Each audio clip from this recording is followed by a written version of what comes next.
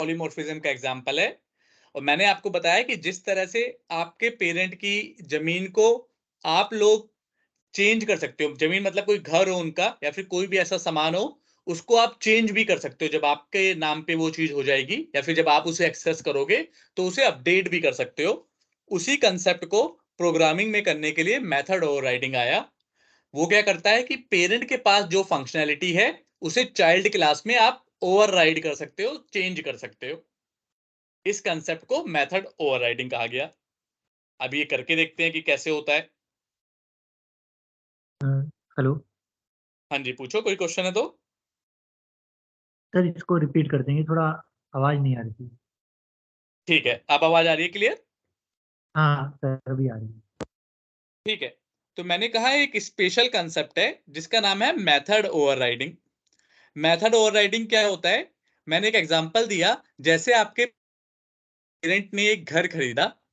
अब वो घर, क्योंकि आप उनके चाइल्ड हो, तो आपके नाम पे भी वो घर हो जाएगा। अगर आप फ्यूचर में चाहो तो उस घर को तोड़ सकते हो, नया घर बना सकते हो, या फिर उसमें 2 मंजिला बनी हुई है तो उसे अपडेट करके 3 मंजिला घर बना सकते हो। आपके हाथ में है कि आप पेरेंट की दी हुई चीज को अपडेट कर सकते हो।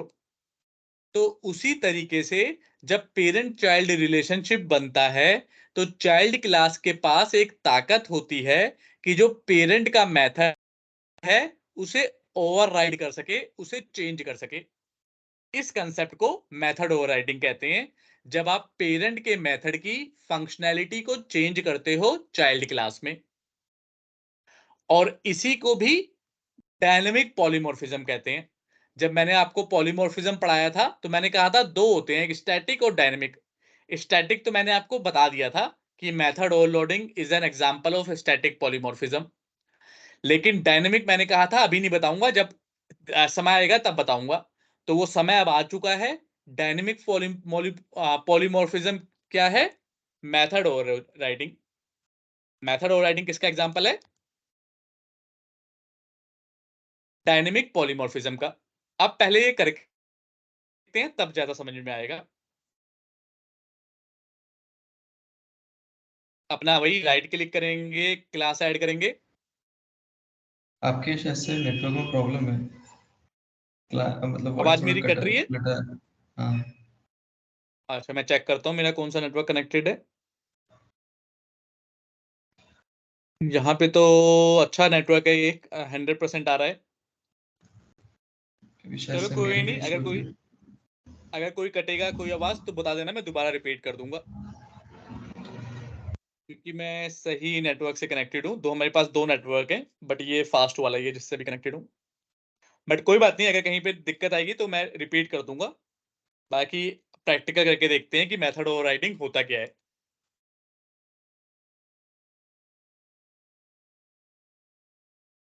क्लास का नाम रखा ओवरराइडिंग एग्जांपल, फाइल का नाम रखा, क्लास का नाम चेंज कर देते हैं। इसका रखते हैं A1। कुछ भी नाम रख सकते हैं क्लास का, उससे कोई लेना देना नहीं है। अब मुझे अगर किसी मेथड को ओवरराइड करना है तो कंडीशन है। अब यहां पे उसकी कंडीशन लिखते हैं। पहली कंडीशन क्या है? मेथड, जिस मेथड को ओवरराइड करोगे उस मेथड में, पेरेंट क्लास के मेथड में, वो वर्चुअल कीवर्ड लिखा होना चाहिए वहां पे। अगर वर्चुअल कीवर्ड नहीं लिखा हुआ तो उस मेथड को आप ओवरराइड नहीं कर सकते। तो पहली कंडीशन क्या है मेथड ओवरराइडिंग की? कि वर्चुअल कीवर्ड होना चाहिए।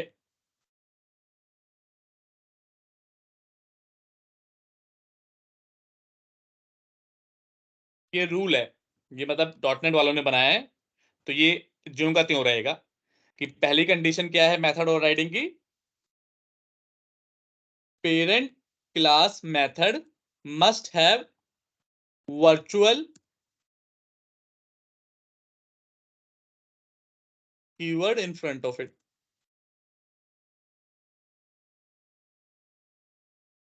वर्चुअल कीवर्ड्स के आगे लगा होना चाहिए। अब अगर वर्चुअल कीवर्ड लगा हुआ है, इसे पब्लिक बना लेते हैं फिलहाल के लिए।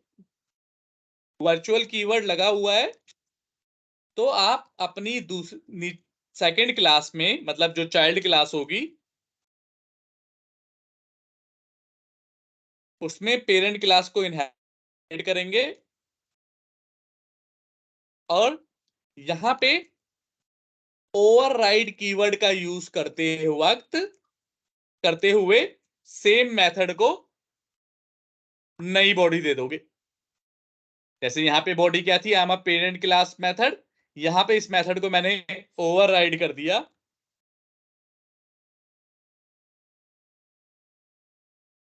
लिख दिया आई एम ओवरराइडेड मेथड। ये देखो सेम मेथड है, पेरेंट क्लास में था, चाइल्ड क्लास में मैंने क्या किया, ओवरराइड कर दिया। तो अब जब मैं चाइल्ड क्लास का ऑब्जेक्ट बनाऊंगा तो मुझे ये वाला मेथड मिलेगा, ना कि पेरेंट वाला।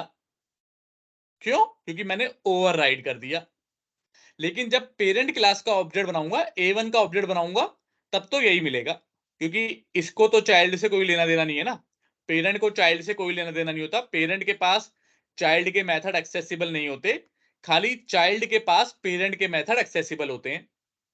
तो इसका ऑब्जेक्ट बनाऊंगा और टेस्ट मेथड को कॉल करूंगा, तब तो यही प्रिंट होगा। लेकिन जब इसका ऑब्जेक्ट बनाऊंगा और टेस्ट मेथड को कॉल करूंगा, तो अब ये प्रिंट ना होके इसका ओवरराइडेड वर्जन प्रिंट होगा। क्या ये बात क्लियर है? कोई डाउट?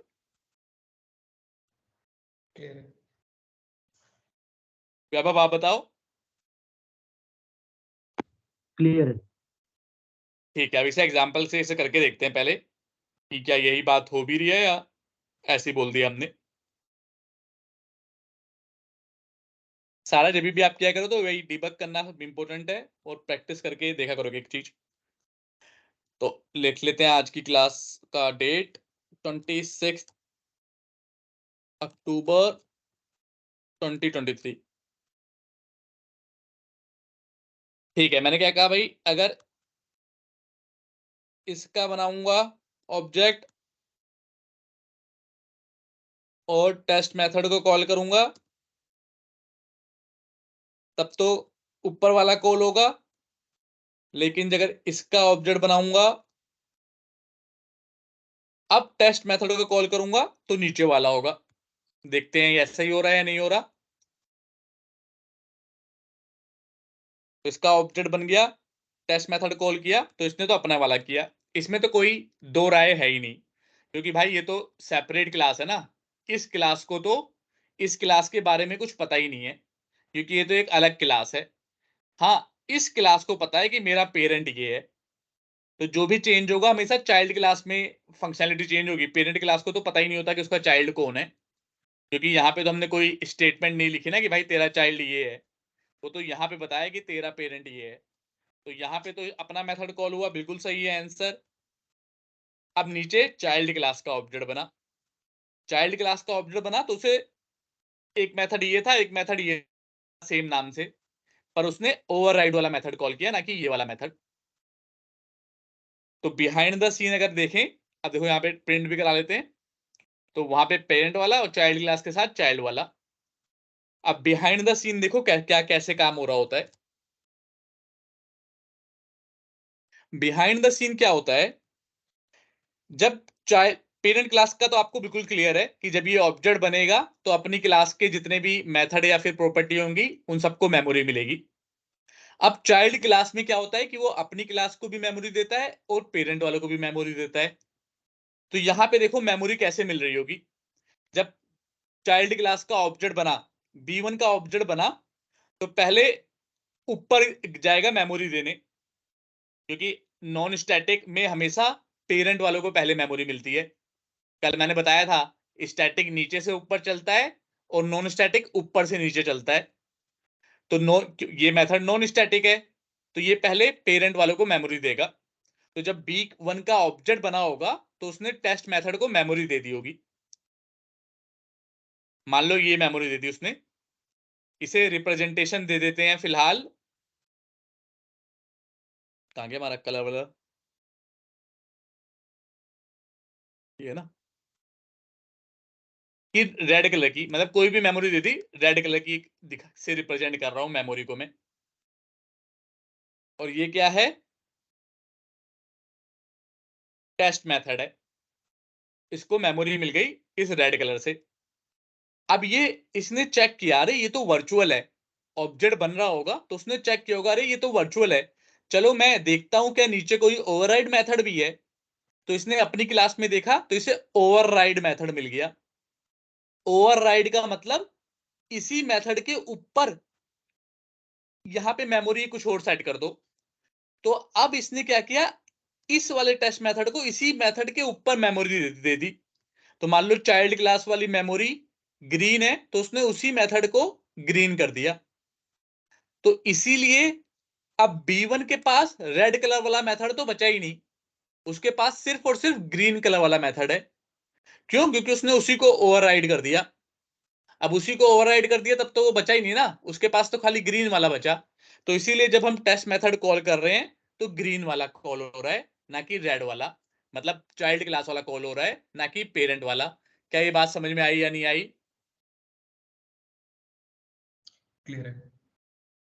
ठीक है, मेन ये समझना है मेथड ओवरराइडिंग होता कैसे है। मेथड ओवरराइडिंग में क्या होता है कि भाई पहले पेरेंट क्लास वाले को मेमोरी मिलती है, ऐसा नहीं कि नहीं मिलती, लेकिन उसी मेमोरी के ऊपर चाइल्ड क्लास वाले को मेमोरी मिल जाती है, इसीलिए पेरेंट क्लास वाला कभी भी कॉल हो ही नहीं पाता। अगर ये क्लियर है तो अब आएगा एक इंटरव्यू क्वेश्चन। अच्छा, इसका पहले सेकंड पॉइंट लिख लेते हैं।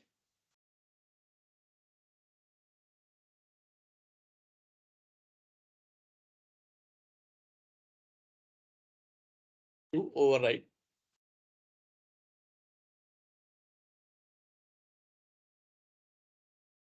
अच्छा, अब ये इसको डायनेमिक क्यों बोलते हैं, डायनेमिक या फिर रन टाइम क्यों बोलते हैं?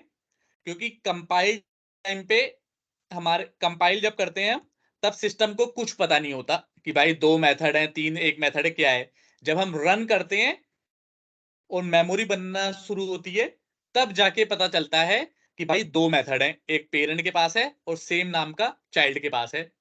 इसीलिए इसे रन टाइम पॉलीमॉर्फिज्म या डायनेमिक पॉलीमॉर्फिज्म बोलते हैं। और अगर यही चीज मैंने ऐसे लिख दिया होता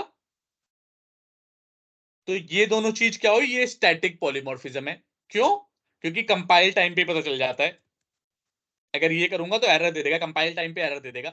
ये देखो अभी इसने एरर दे दी कि भाई सेम नाम का मेथड है। तो इसीलिए इसे कंपाइल टाइम पॉलीमॉर्फिज्म बोलते हैं, मेथड ओवरलोडिंग को, और मेथड ओवरराइडिंग को रन टाइम पॉलीमॉर्फिज्म। ये क्लियर है? बता पाओगे? कोई इंटरव्यू में पूछेगा कि इसे रन टाइम पॉलीमॉर्फिज्म क्यों बोलते हैं और उसे कंपाइल टाइम पॉलीमॉर्फिज्म क्यों बोलते हैं? क्लियर है। ठीक है, अब एक नया कंसेप्ट आता है। ये तो था मेथड ओवरराइडिंग। अब एक इंपॉर्टेंट इंटरव्यू क्वेश्चन है ये, पूछते हैं difference between method overriding and method hiding. Method hiding और मेथड ओवरराइडिंग में क्या डिफरेंस है? तो अब ये आप उससे पहले पता होना चाहिए मेथड हाइडिंग क्या होता है।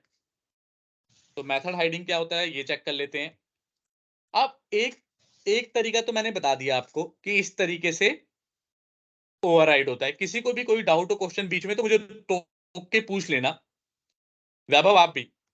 तो एक तरीका तो मैंने बता दिया कि इस तरह से वर्चुअल कीवर्ड लिखो और नीचे ओवरराइड कर दो। अच्छा, एक और तरीका है कि आप सेम नाम से दूसरा मेथड बना लो। एक और तरीका है, उसमें वर्चुअल वर्चुअल की जरूरत नहीं है।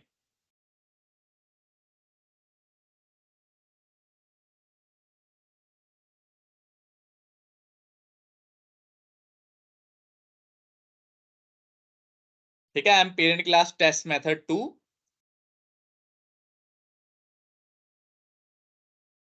दूसरा तरीका क्या है, उसके लिए क्या करना है आपको, न्यू कीवर्ड यूज करना है, न्यू।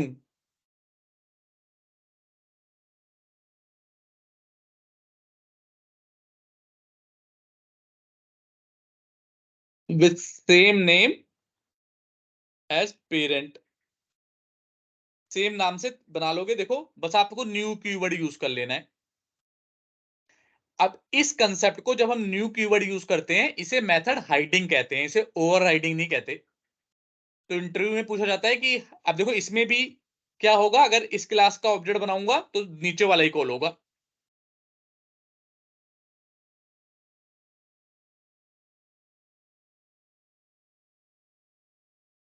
ये भी दिखा देता हूं। इसमें भी वही काम हो रहा है जो ऊपर हो रहा है, बट वर्चुअल और ओवरराइड कीवर्ड हमने यूज नहीं किया, हमने न्यू कीवर्ड यूज किया है। और इसमें भी देखो जब कॉल करेंगे,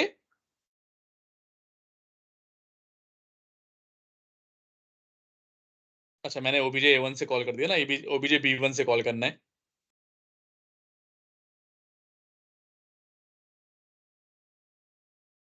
ये देखो B1 से जब कॉल किया तो नीचे वाला ही कॉल हुआ, ऊपर वाला कॉल नहीं हुआ। तो अगर न्यू कीवर्ड से भी वही काम हो रहा है जो ओवरराइड से भी हो रहा है, तो डिफरेंस क्या है दोनों में, ये पूछते हैं। तो डिफरेंस ये आपको बताना है कि इसको मेथड ओवरराइडिंग बोलते हैं और इसे मेथड हाइडिंग बोलते हैं। अब बिहाइंड द सीन देखो क्या काम हो रहा होता है। इसका जो बिहाइंड द सीन काम है वो डिफरेंट होता है। मेथड ओवरराइडिंग का मैंने आपको क्या बताया था, पेंट पे आते हैं दोबारा, कि भाई पहले ये लाल रंग की मेमोरी मिली थी पेरेंट को, फिर चाइल्ड को मेमोरी मिल गई ग्रीन रंग की। अब क्योंकि पेरेंट बचा ही नहीं, पेरेंट बचा ही नहीं क्योंकि उसी के ऊपर मेमोरी मिल गई, तो इसीलिए ओवरराइड तो हमेशा चाइल्ड वाले को ही कॉल करेगा, जायज बात है ये। लेकिन जब टेस्ट मेथड 2 की बात, मेथड हाइडिंग में क्या होता है, मेथड हाइडिंग बता रहा हूं अब। एक मेमोरी मिलेगी मान लो लाल रंग की, ये मेमोरी मान लो जब ऑब्जेक्ट बनेगा तो इसको ये मेमोरी मिली। अब यहां पे कहीं वर्चुअल ओवरराइड कीवर्ड तो है नहीं, यहां पे न्यू कीवर्ड है। तो ये क्या करेगा, एक और मेमोरी में एक और मेमोरी बना देगा चाइल्ड क्लास के लिए, और इसको नई मेमोरी दे देगा। तो मेथड हाइडिंग में बेसिकली पेरेंट क्लास वाले मेथड को भी मेमोरी मिल रही है और चाइल्ड क्लास वाले मेथड को भी मेमोरी मिल रही है। लेकिन जब, तो इसका मतलब जब चाइल्ड का ऑब्जेक्ट बनेगा ना, तो दो मेथड मेमोरी में होंगे सेम नाम से, टेस्ट मेथड 2 नाम से, दोनों मेथड मेमोरी में होंगे। लेकिन क्योंकि क्योंकि जो ये ओबीजे B1 है, ये B1 क्लास का वेरिएबल है, B1 क्लास का वेरिएबल है, तो ये हमेशा अपने, क्योंकि इसके पास दो मेथड होंगे, लेकिन जो ये ओबीजे B1 है, ये इस क्लास का वेरिएबल है, B1 का चाइल्ड का वेरिएबल है, तो ये हमेशा चाइल्ड वाले को प्रेफरेंस देगा और चाइल्ड वाला मेथड हमेशा कॉल हो जाएगा। तो मेथड ओवरराइडिंग में क्या था, सेम ही मेमोरी को ओवरराइड कर रहे थे, तो कहीं पुराने वाला बचा ही नहीं। अगर आपने अपने पिताजी का घर तोड़ के नया बना लिया तो पुराने वाला घर बचा ही नहीं। लेकिन मेथड हाइडिंग में ऐसा नहीं है, मेथड हाइडिंग में पुराने वाला भी है नए वाला भी है, लेकिन क्योंकि चाइल्ड क्लास का वेरिएबल है और चाइल्ड क्लास का ऑब्जेक्ट यूज कर रहे हैं हम, तो इसीलिए वो अपने मेथड को प्रायोरिटी देता है और अपना मेथड कॉल हो जाता है। क्या ये बात समझ में आई या नहीं आई? क्लियर है। जैसे वो फर्स्ट जब वाला हम, इनिशियली कॉल कर रहा था वैसे ही बी वाला कर रहा है। करेक्ट करेक्ट, ये वो भी बी वाले को कर रहा था, वो भी इसको ही कर रहा था नीचे वाले को। लेकिन वो क्या कर रहा था, पहले ऊपर मेमोरी दे रहा था, फिर उसी के ऊपर ओवरराइड कर दे रहा था। तो जब कॉल करता था, तो उसे एक ही मेमोरी मिलती थी। तो जब एक ही मिला है तो वही कॉल करेगा। लेकिन यहाँ पे क्या था, उसे दो मिल जाते थे, लेकिन दोनों में भी वो अपने वाले को प्रेफरेंस देता था। क्यों? क्योंकि वो अपनी क्लास का ऑब्जेक्ट है ना, B1 का ऑब्जेक्ट है, तो अपने अपने वाले को प्रेफरेंस देगा। जैसे कि आपके घर में भी एक कोई सोनू है और पड़ोसी के घर में भी कोई सोनू है। आपके पापा कहेंगे जा सोनू को बुला के लेके आ, तो आप आपके अपने घर वाले सोनू को बुला के लेके आओगे या पड़ोसी के सोनू को बुला के लेके आओगे? अपने वाले अपने को। वाले को लाओगे ना। तो इसीलिए इसीलिए इसीलिए ये अपने वाले को देता है, जबकि इसके पास दो दो सोनू हैं, दो दो सेम नाम के दो मेथड हैं। तो अब क्वेश्चन आता है कि भाई जब दो मेथड हैं तो ये दूसरे वाले का क्या यूज है, ये भी कभी कॉल होगा या नहीं होगा? तो आंसर है ये भी कॉल होगा। कब होगा? जब आप पड़ोसी को बोलोगे। अगर आप अपने आपसे आपके घर में कोई सोनू है, आपको बोलेंगे तब तो आप अपने घरों के वाले सोनू को बुलाओगे। लेकिन जब आप पड़ोसी को बोलोगे कि पड़ोसी जी जरा सोनू को बुलाना, तो वो आपके घर वाले सोनू को बुलाएगा, अपने सोनू को बुलाएगा? हमारे बताओ। वाले। ना ना ना ना, आप अगर, मेरा भाई सोनू है और मेरे पड़ोसी के 2 बेटे हैं, उनका भी नाम मोनू सोनू है। अगर मेरे से बोलेंगे मेरे पापा कि जा सोनू को बुला के लेके आ, तो मैं अपने भाई को बुलाऊंगा। लेकिन मेरे पड़ोसी से बोलेंगे कि भाई सोनू को भेज मेरे घर पे, तो वो अपने सोनू को भेजेगा। मेरे सोनू को क्यों भेजेगा? पड़ोसी तो अपने सोनू को भेजेगा ना। ओके। यही तो होता है। अगर मान लो अब तुम्हारे घर में भी कोई एक सोनू नाम का लड़का है, मेरे घर में भी। अब मैं तुम्हें बोल रहा हूँ कि भाई सोनू को भेजना, तो तुम क्या सोचोगे कि मैं तुमसे बोल रहा हूँ मेरे बेटे को भेजना, या तुम ये सोचोगे कि मैं भेज रहा हूँ कि तुम अपने भाई को भेजो? तो कहने का मतलब अब लोग अपने आप को अपने घर को ही प्रेफरेंस देते हैं। हमारे माइंडसेट में हमेशा जब सोनू का नाम लेंगे तो हमारे घर वाले का ही नाम प्रेफरेंस रहेगा। यहाँ पे भी प्रोग्रामिंग में भी यही होता है कि हमेशा अपने वाले को ही प्रेफरेंस दी जाती है। तो क्योंकि यहाँ पे तो सिंपल है, B1 का ही ऑब्जेक्ट बना हुआ है, तो ये अपने वाले को ही प्रेफरेंस दे रहा है। लेकिन अगर मैं एक केस है जब मैं पुराने वाला भी कॉल कर सकता हूं। वो केस क्या है, अब मैं समझाने जा रहा हूं कि वो केस क्या है, कि जहां पे पुराने वाला कॉल होगा। ठीक है, तो अभी तक मैंने उसे उसे समझाने के लिए एक कंसेप्ट समझो। अभी तक मैंने आपको बताया कि भाई इनहेरिटेंस में चाइल्ड क्लास पेरेंट क्लास का मेथड एक्सेस कर लेगा, प्रॉपर्टी एक्सेस कर लेगा, वेरिएबल एक्सेस कर लेगा, सब कुछ चाइल्ड क्लास एक्सेस कर रहा है। पर पेरेंट क्लास बेचारी कुछ नहीं कर पा रही। बात सही है? यही बताया मैंने अभी तक, राइट? यप। बट ये पेरेंट क्लास के साथ बहुत बड़ी नाइंसाफी है, राइट? भाई पेरेंट तो कुछ भी नहीं कर पा रहा। तो डॉटनेट में पेरेंट को एक स्पेशल राइट मिला हुआ है, एक स्पेशल ताकत मिली हुई है। वो ताकत क्या है, आप समझो। वो ताकत ये है कि पेरेंट क्लास के वेरिएबल में, ध्यान से समझना, पेरेंट क्लास के वेरिएबल में आप किसी भी चाइल्ड क्लास का ऑब्जेक्ट सेव करा सकते हो। जैसे पेरेंट क्लास का वेरिएबल क्या हुआ, A1 OBJ A2, ये ले लेता हूं। तो ये क्या हो गया, ये पेरेंट क्लास का वेरिएबल है। इसके अंदर पेरेंट क्लास का तो ऑब्जेक्ट सेव करा ही सकता हूं, ये तो सिंपल सी बात है। लेकिन इसके पास एक एडिशनल ताकत है कि आप चाइल्ड क्लास का ऑब्जेक्ट भी सेव करा सकते हो। ये लो, पेरेंट क्लास के अंदर आपने चाइल्ड क्लास का ऑब्जेक्ट भी सेव करा लिया। बात समझ में आ रही है?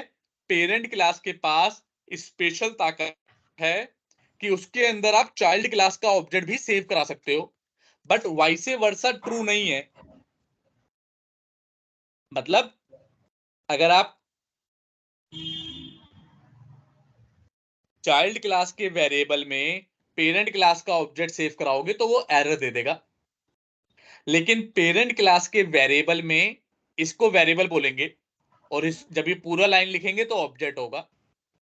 तो पेरेंट क्लास के वेरिएबल में चाइल्ड क्लास का ऑब्जेक्ट सेव करा सकते हो, लेकिन चाइल्ड क्लास के वेरिएबल में पेरेंट क्लास का ऑब्जेक्ट सेव नहीं करा सकते। क्या ये बात समझ में आई या नहीं आई?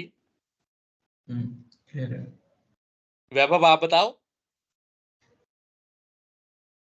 क्लियर है सर।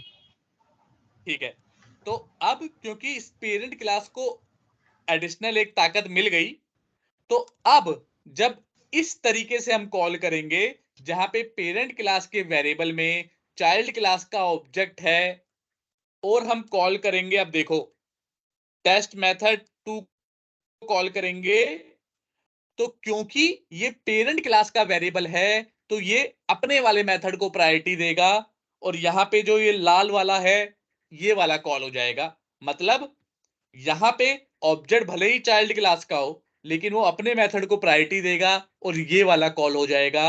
जबकि अगर नॉर्मल ऑब्जेक्ट बनाएंगे, चाइल्ड क्लास के ऑब्जेक्ट में चाइल्ड क्लास का ही वेरिएबल स्टोर कराएंगे, चाइल्ड क्लास के वेरिएबल में चाइल्ड क्लास का ही ऑब्जेक्ट स्टोर कराएंगे, तो वो अपने वाले मेथड को प्रायोरिटी देगा और चाइल्ड वाला कॉल होगा।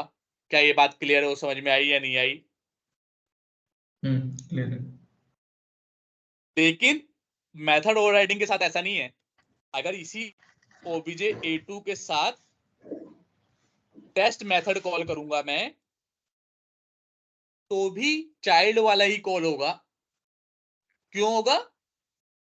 क्योंकि भाई यहाँ पे तो पेरेंट वाला बचा ही नहीं ना, आपने तो घर तोड़ के नया बना लिया।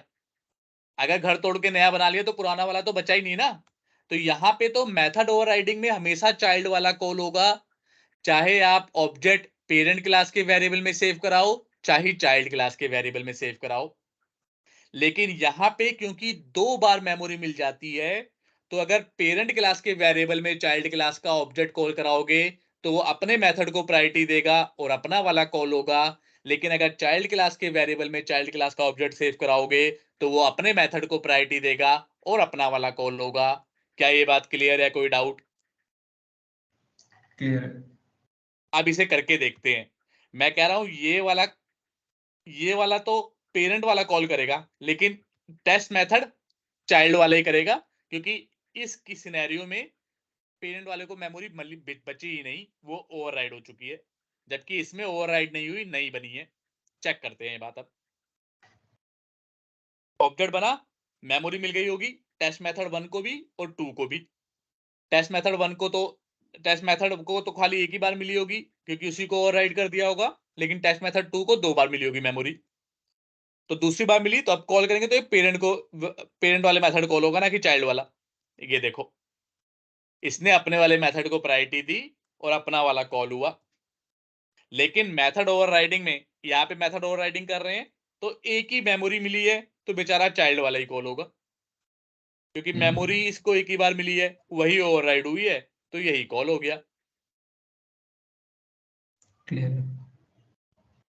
क्या ये बात समझ में आई कि मेथड ओवरराइडिंग और मेथड हाइडिंग में क्या डिफरेंस है? और अगर इंटरव्यू में पूछें कि मेथड ओवरराइडिंग और हाइडिंग में कैसे बिहाइंड द सीन काम करता है मेमोरी में, और डिफरेंस पूछे तो बता पाओगे या नहीं बता पाओगे?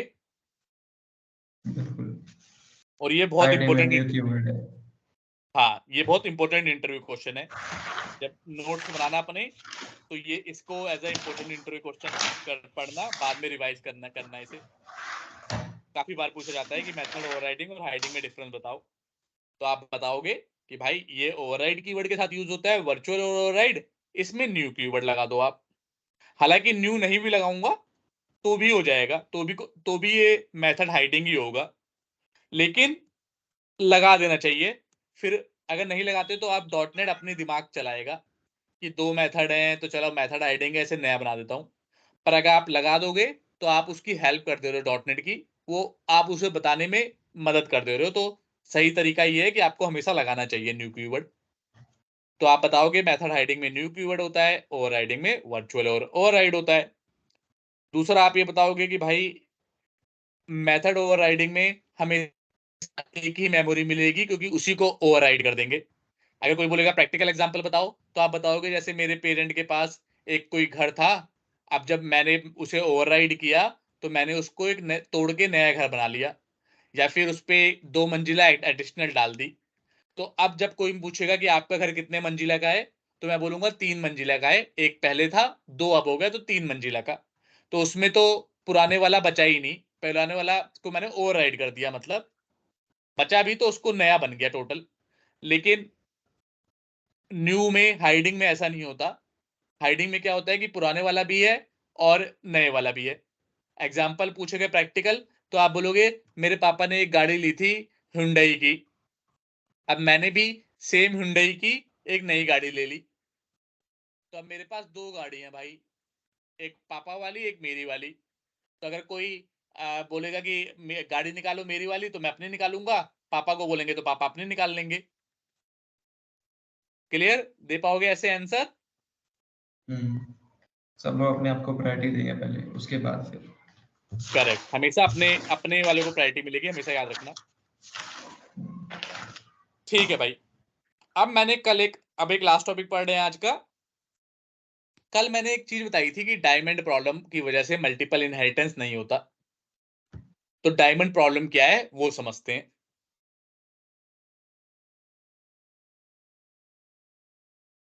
अब क्योंकि आपने मेथड ओवरराइडिंग पढ़ लिया तो अब आपको समझ में आएगा डायमंड प्रॉब्लम।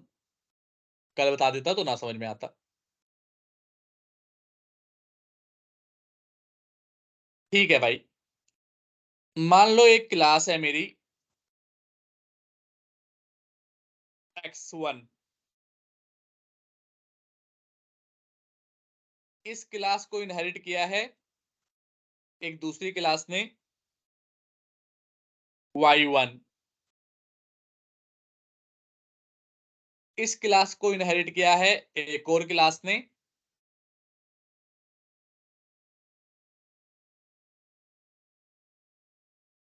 z1। ये पॉसिबल है या नहीं है पॉसिबल? ये तो पॉसिबल है, राइट? पॉसिबल है। क्योंकि भाई एक y1 ने भी एक को इनहेरिट किया है, z1 ने भी एक को इनहेरिट किया है। इसे कौन सा पॉलीमॉर्फिज्म, कौन सा इसे इनहेरिटेंस बोलते हैं? Hierarchical inheritance, right? हायरार्की बन गई, एक ऊपर इसके दो बच्चे, ये तो पॉसिबल है। अब आते हैं एक नए स्टेप पे, जहां पे एक किसी कोई भी चीज पॉसिबल क्यों नहीं है उसे जब प्रूफ करना होता है तो हम एक बार को मान लेते हैं कि मान लो ये पॉसिबल है, तो क्या दिक्कत आएगी, इसलिए उस दिक्कत की वजह से ये पॉसिबल नहीं है। तो मान लो मुझे कोई चीज प्रूफ करनी होगी कि भाई ये डॉटनेट ने क्यों नहीं दिया, तो मैं कैसे प्रूफ करूंगा?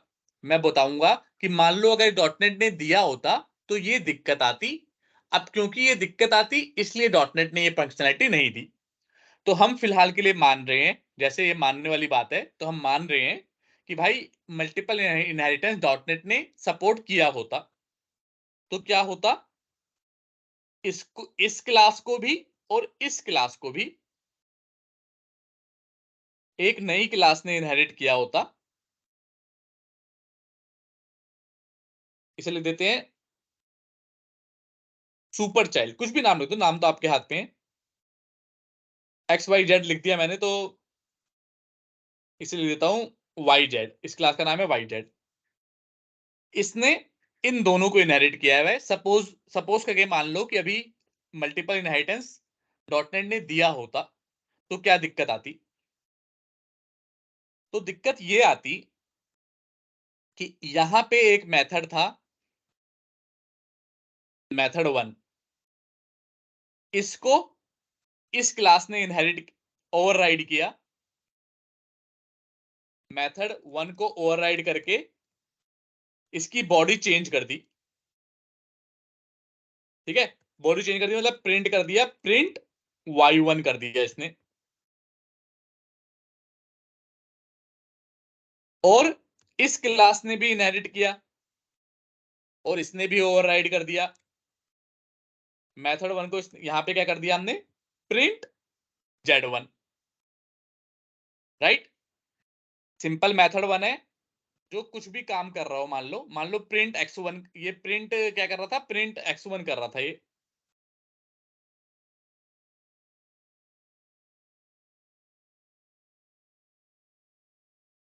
यहां पे लिख देता हूं, ये पहले प्रिंट x1 कर रहा था, इसको y1 ने ओवरराइड किया, प्रिंट y1 करा दिया, z1 ने भी ओवरराइड किया, प्रिंट z1 करा दिया। यहां तक तो कोई दिक्कत परेशानी नहीं है।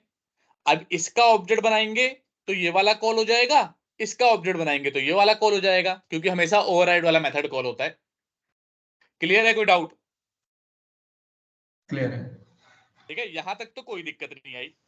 लेकिन जैसे ही मल्टीपल इनहेरिटेंस आया, अब मान लो इस क्लास ने फिर से ओवरराइड करना चाहा मेथड 1 को। अब मान लो क्योंकि भाई ओवरराइड मतलब अगर मेरे पापा ने घर बनाया है, मैंने तोड़ के नया बना लिया, तो कल को मेरा बच्चा भी तो नया बना सकता है, तो यहां पे भी ये ओवरराइड कर सकता है। तो अब अगर यहां पे ये ओवरराइड करने गया तो डॉटनेट कंफ्यूज हो जाएगा कि भाई y1 वाले को ओवरराइड करना है या z1 वाले को करना है। बताओ कौन सा वाला करेगा डॉटनेट, y1 वाला या z1? अगर मल्टीपल इनहेरिटेंस सपोर्ट करता तो डॉटनेट कहता अबे ओवरराइड तो करूं, पर किसको करूं, y1 वाले को करूं या z1 वाले को करूं? बात समझ रहे हो नहीं समझ रहे? कि यहां पे दो मेमोरी मिल बन गई थी कि y1 वाला अपना प्रिंट करा रहा है कुछ, ये z1 अपना प्रिंट करा रहा है। दोनों को ही इन्होंने अगर इनहेरिट किया होता तो इस लेवल पे आके प्रॉब्लम स्टार्ट होना शुरू हो जाती। वो प्रॉब्लम ये होती कि जब ये क्लास इन ओवरराइड करने के लिए बैठती तो वो कंफ्यूज हो जाती, भैया इसको करना है इसको ओवरराइड करना है। कि दोनों के पास ही मेथड 1 है, किसको ओवरराइड करूं? क्या ये बात समझ में आई या नहीं आई? क्लियर है। तो इसी वजह से, इसी दिक्कत की वजह से डॉटनेट मड ने कहा भाई ये प्रॉब्लम अभी इस लेवल पे आएगी, इसके बाद जितने भी लेवल बनेंगे सब पे ये प्रॉब्लम रहेगी। तो इसीलिए डॉटनेट ने इसे कहा है कि हम मल्टीपल इनहेरिटेंस सपोर्ट नहीं करेंगे। और ये स्ट्रक्चर कैसा लग रहा है आपको? जो ये स्ट्रक्चर बना हुआ है, एक ये डायमंड जैसा लग रहा है, नहीं लग रहा?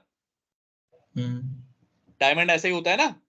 तो इसीलिए इस प्रॉब्लम को बोला गया कि भाई ये प्रॉब्लम है डायमंड प्रॉब्लम, क्योंकि ये स्ट्रक्चर बन गया एक डायमंड जैसा, और ये है डायमंड प्रॉब्लम। वो प्रॉब्लम क्या है कि अगर मल्टीपल इनहेरिटेंस सपोर्ट करता तो मेरा पहला लेवल तो काम कर जाता, जहां पे एक क्लास को दो क्लास ने इनहेरिट किया है और दोनों ने उसे ओवरराइड कर दिया, यहां तक तो काम चल जाता। लेकिन जब उसके नेक्स्ट लेवल पे एक क्लास इन दोनों को इनहेरिट कर लेती और फिर जाके उसे ओवरराइड करना होता, तो वहां पे डॉटनेट कंफ्यूज हो जाता कि भाई इस वाले को करूं या इस वाले को करूं, क्योंकि एक मेथड को दो मेमोरी तो दे नहीं सकता, एक मेथड को तो एक ही मेमोरी मिलेगी ना। तो अब एक ही को मिलेगी, एक ही को ओवरराइड करेगा, तो किसको करे भाई, इसको या इसको? तो यहाँ पे ये दिक्कत आ जाती, इसीलिए डॉटनेट ने मल्टीपल इनहेरिटेंस को सपोर्ट नहीं किया। क्या ये बात क्लियर है? कोई डाउट? क्लियर है। वैभव आप बताओ। क्लियर। ठीक है, अगर क्लियर है तो ये होमवर्क भी आपका कि इसको प्रैक्टिकल करके देखना कि यहाँ पे दिक्कत आ रही है नहीं आ रही। ठीक है? और अभी ओके मैंने सर। जो बताया है ये एक एक लेवल का ओवरराइड किया है। आपको क्या करना है, एक C1 क्लास बनानी है, इस मेथड को दोबारा से ओवरराइड करा देना है C1 में, और टेस्ट करना है कि अच्छा ओवरराइड C1 भी कर रही है तो क्या, कौन सा प्रिंट हो रहा है। जब मैं C का ऑब्जेक्ट बना रहा हूं तो क्या प्रिंट हो रहा है, B का बना रहा हूं तो क्या प्रिंट हो रहा है, और A का बना रहा हूं तो क्या प्रिंट हो रहा है। ऐसे ही C और D का भी कर सकते हो, 4 लेवल का, फिर टेस्ट कर सकते हो। लेकिन कंसेप्ट मैंने बता दिया, होगा वही कि बार बार ओवरराइड होता जाएगा, तो जिसका ऑब्जेक्ट बनेगा वही वाला कॉल होगा।